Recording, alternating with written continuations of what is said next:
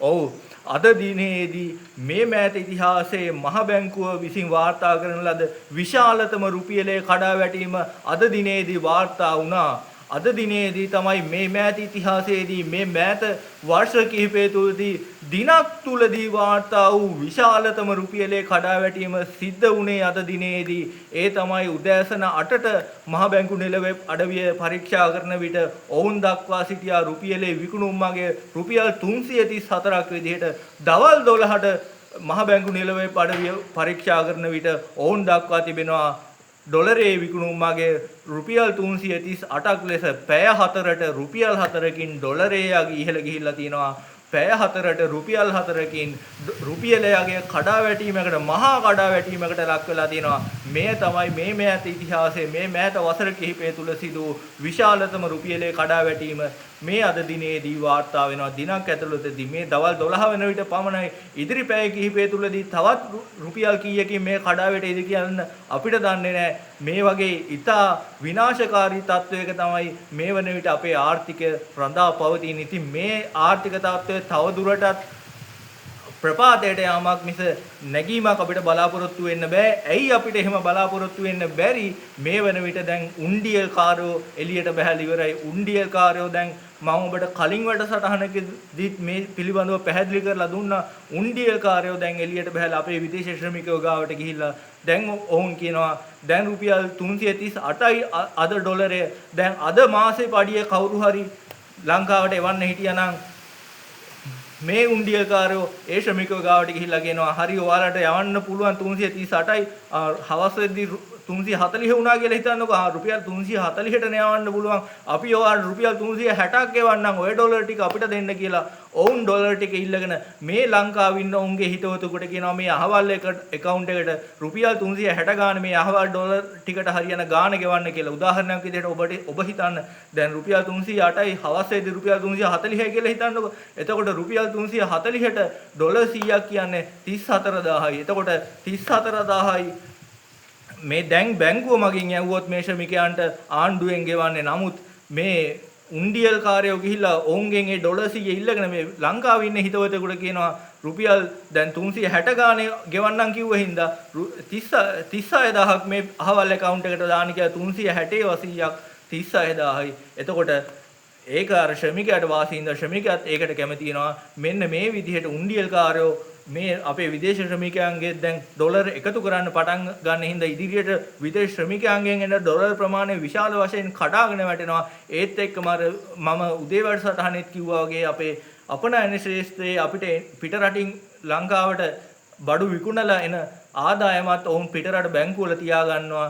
මොකද ඩොලරය දැන් ඉහළ යන හින්දා ගොඩක් ඉහළ ගියාම ඒව ලංකාවට ගෙනලා ලොකු ලාභයක් ලබා ගැනීම බලාපොරොත්තු වෙමින් ඒත් එක්ක මේ වෙන විට ආණ්ඩුව ඩොලර් විකුණමින් තිබෙනවා. ඩොලර් රුපියල් විදිහට විකුණලා මොකද ආණ්ඩුවට දැන් ආදායම් නැති හින්දා එතනිනුත් ඩොලර් විකුණන හින්දා මේ රටේ ඩොලර් සංචිත විශාල වශයෙන් දැන් පහළ බසමින් තිබෙනවා. මේ තත්ත්වය දැන් නවතාගත නොහැක්කක් බවට දැන් මේ මොහොත වෙන විටත් පත් වෙනවා. මොකද දිනක් ඇතුළත දැන් පැය කීපයක් ඇතුළත රුපියල් 4කින් ඩොලරය ඉහළ ගියා කියන්නේ මහා විශාල ආර්ථික කඩාවැටීමකට මේ අපි ලක් වෙලා තියෙන්නේ. ඉතින් මේ ආර්ථික කඩාවැටීම ඉදිරියටත් මේ විදිහට යයි කියලා තමයි බලාපොරොත්තු වෙන්න පුළුවන්. මොකද ඒක අනිත් පැත්ත හරවන්න කිසිදු මේ වන විට පියවරක් අරගෙන නැති හින්දා ඒ හින්දා මේ ආර්ථික කඩාවැටීම මේ විදිහට ගියොත් තව මාස දෙකක් ඇතුළත අනිවාර්යයෙන්ම මේ රට නැවතත් පෝලිම් යුගයකට යනවාමයි. අනිවාර්යෙන් තව මාස දෙකක් ඇතුළත පෙට්‍රල් නැතුව ඩීසල් නැතුව මහපාරේ බස් නවත්තකට මිනිස්සු පෝලිම් වල යන. එතකොට මේ ගෑස් නැතුව මිනිස්සු බඩගින්න ඉන්න සිද්ධ වෙන අත්‍යවශ්‍ය බඩු කිරිපිටි නැතුව මහා ඉහළ යන බඩු මිලක් එක්ක දැවැන්ත උද්දමනයක් සහිත රටක් බවට මේ රට ඉදිරියේදී මේ මාස දෙකක් ඇතුළත අනිවාර්යෙන් පත් වෙනවාමයි මේ ආණ්ඩුවේ වැඩපිළිවෙලත් එක්ක. ඒ හින්දා තමයි අපි ඔබට මුලින්දම්ම කිව්වේ රනිල් වික්‍රමසිංහගේ ආර්ථික වැඩපිළිවෙලට විතරයි මේ මොහොතේ ගොඩනගන්න පුළුවන් මේ රට කියලා. ඔබගේ පඬිතකමට ගිහිල්ලා ඔය වෙන කාට හරි කතරේ ගහලා දැන් ඔබට අත්දකින්න ලැබෙන පටන් අරගෙන තියෙනවා ආර්ථිකේ.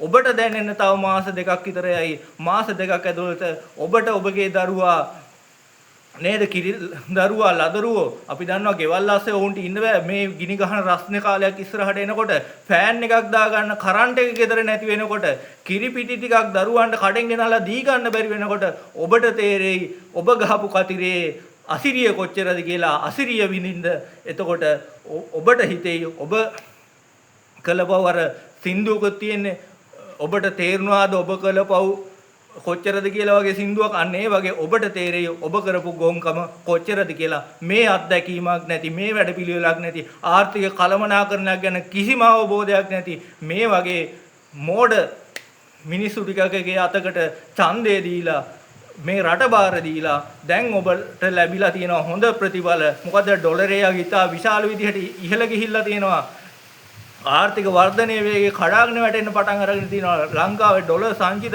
වේගයෙන් අඩු වෙන්න පටන් අරගෙන තිබෙනවා ඉතින් මේ ආර්ථික කළමනාකරණයක් නැති නිසි ආර්ථික වැඩපිළිවෙලක් නැති ඔහේ වාචාලකමට කටට ආපු දේවල් කියෝ තැන් තැන් වල හන්දි ගානේ කියෝ අර මලගෙවල් වල රැට තනි රකින්න විතරක් හොඳ මිනිස්සු ටිකකට මේ රටේ වගකීමක් සහිත ආර්ථිකයක් බාර දුන්නාට පස්සේ ඔවුන්ට තේරෙන්නේ නැහැ මොකද්ද කරන්න ඕන කියලා. ඔවුන් අර සුපුරුදු හිටම කුණුහරුප කිය නේ පැලවත්තේ උන්ගේ අර සුපුරුදු දේශපාලන සංස්කෘතිය ඒකනේ. ඒ සංස්කෘතිය අරගෙන මහ බැංකුවේ ගිහිල්ලා මහ බැංකුව අධිපතිතුමත් එක්කත් ඌව වෙන්නේ නැති කියවන්නේ. එහෙම මිසක් රට යන්න ඕන නිසි ආර්ථික වැඩපිළිවෙලක් ගැන මොවුන්ට කිසිම දැනුමක් නැහැ. ඉතින් ඔබට හරි සතුටු ඇති. මොකද ඊයේ දැන් රණවිරු සමරනකොත් තිබ්බා. ඒව සමරන්න දුන්නෙත් නැහැ. ඒත් හරි කමක් නැහැ. ආර්ථිකය හරි කළමනාකරණය කරනවා. දැන් ආර්ථිකයක් නැහැ, රටක් නැහැ, ජාතියක් නැහැ, ආර්ථිකයක් නැහැ, බඩගින්නේ දුක් විඳින්න යන රටක් අර අවසානයේ ලිබියාවට වෙච්ච දේ තමයි අවසානයේ ශ්‍රී ලංකාවටත් වෙන්නේ. ඉතියෝපියාව වගේ නේද? ඒ වගේ සුඩානය වගේ තත්වයකට ඉදිරියේදී අපිට පත් වෙන්න සිද්ධ වෙනවා. සිම්බාබ්වේ වගේ තත්වයකට ඉදිරියේදී අපිට පත් වෙන්න සිද්ධ වෙනවා. මේ ආර්ථික වැඩපිළිවෙල මේ විදිහට ගියොත් ඒ හින්දා තමයි අපි ඔබට එදත් කිව්වේ රනිල් වික්‍රමසිංහගේ ආර්ථික වැඩපිළිවෙලට විතරයි මේ මොහොතේ මේක ජය ගන්න පුළුවන්. ඔහුට බලය දෙන්න කියලා ඔබගේ සුපුරුදු අර වගකීමකින් තොර ස්වභාවය නිසා දැන් ආර්ථිකය මේ වගකීමක් රහිත මිනිසු ටිකකට ලබා දීලා ඔබ දැන් ඒකේ ප්‍රතිඵල භුක්ති විඳින්න ලෑස්ති වෙලා ඉන්නවා. තව සතියක් දෙකක් යනකොට ඔබගේ පොකට්ටුවට ඕක දැනෙන්න පටන් ගන්නවා. තව රුපියල් 100කින් විතර අනිවාර්යෙන් ඉදිරි සති දෙක ඇතුළත රුපියල් 100කින් ඩීසල් පෙට්‍රල් මිල ඉහළ යනවාමයි. ඒක නම් කිසිමසේ නවත්තන්න විදිහක් නැහැ. අනිවාර්යෙන් රුපියල් 100කින් ඉදිරියේදී පෙට්‍රල් ඩීසල් මිල ඉහළ යනවාමයි. ඒත් එක්කම අත්‍යවශ්‍ය භාණ්ඩවල මිල ද්‍රව්‍ය වල ඉහළ යනකොට ඔබට දැනෙන්න පටන් ගන්නවා අපි ගහපු කතිරේ කොච්චර ෂෝක්ද කියලා නේද? අපි ගහපු කතිරේ කොච්චර ෂෝක්ද කියලා. කරන්ට් එක නැතුව ෆෑන් එක දාගන්න බැරුව ඔබේ කිරි දරුවා අඬනකොට රස්නේ දරා ගන්න බැරුව අඬනකොට ඔබට තේරිය අපි ගහපු කතිරේ කොච්චර ෂෝක්ද කියලා. කිරි පිටි ටික ගන්න යනකොට කිරි පිටි පැකට් එක රුපියල් 2-3000කින් ඉහළ ගිහිල්ලා තියෙනකොට ඔබට තේරෙයි අපි ගහපු කතිරේ කොච්චර ෂෝක්ද කියලා. ඉතින් ෂෝක් භවයේ අසිරිය විඳගෙන තවත් හරකෙක්ට ඉදිරියේදී මන අපේ ප්‍රකාශ කරන්න බලාපොරොත්තුෙන් අත් දෙක සූදානම් කරගෙන ඉන්න කියන ඉල්ලීමත් මේ මොහොතේදී අපි ඔබෙන් කරනවා. ස්තුතියි.